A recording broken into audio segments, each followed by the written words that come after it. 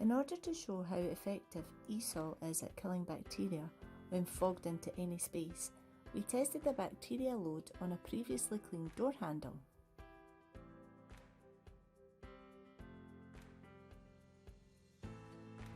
To measure bacteria, you need to use an ATP hygiene monitoring system. This comes in the form of a unit and swabs. You swab the area, pop it in the unit, it does a countdown and gives you an RLU count. RLU stands for relative light units. ATP or adenosine triphosphate is present in all organic material and it's a universal unit of energy used in all living cells. Knowing the level of ATP indicates the level of pathogens.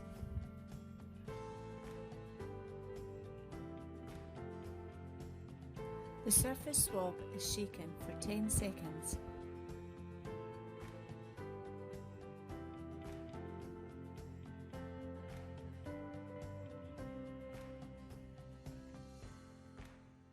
The ATP monitoring device takes around 15 seconds to read the swab and give an RLU count.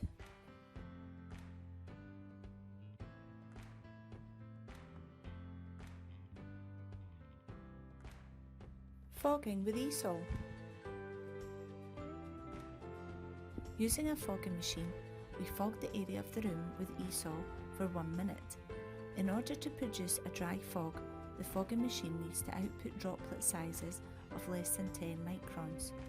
Droplets any bigger than 10 microns results in a wet fog, which inevitably will leave surfaces and everything in the room damp or even wet.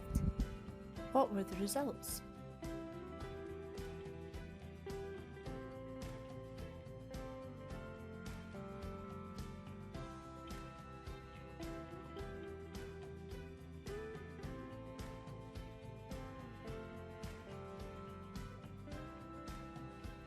We repeated the testing process as before, and the RLU count was reduced to 58.